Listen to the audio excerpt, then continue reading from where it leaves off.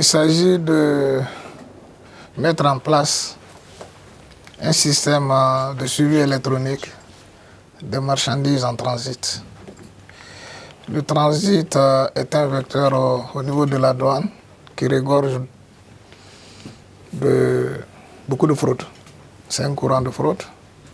Et pas seulement pour les pays en voie de développement, mais même dans les pays développés. Donc avec les avancées technologiques du moment, on arrive à faire un suivi électronique des marchandises en transit, que ce soit des camions chargés de marchandises ou bien des voitures ou 4x4 qui sont en transit aussi pour les pays limitrophes. Donc en partenariat avec le groupe Webfontaine,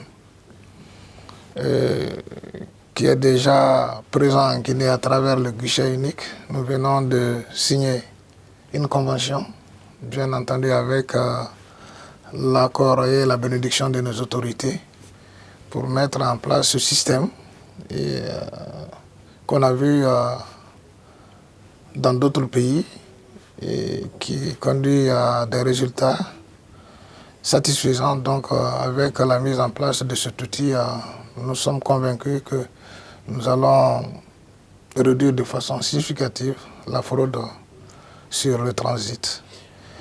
Tout camion de marchandises en transit à destination d'un pays voisin qui déverse ces marchandises sur le territoire national constitue un manque à gagner pour le pays, une perte de recettes. Pourquoi? Parce que les marchandises en transit n'acquittent pas les droits de douane, du fait que théoriquement elles ne sont pas mises à la consommation en Guinée, mais dans le pays de destination.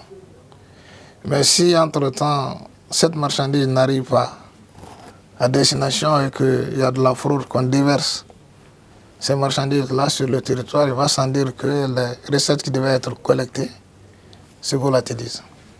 Donc en plus donc, de côté sécurité, c'est-à-dire qu'on n'a plus besoin de mettre des douaniers dans des camions ou dans des voitures pour suivre ces véhicules-là jusqu'à la frontière. Ce suivi se fera de façon automatique à travers des balises.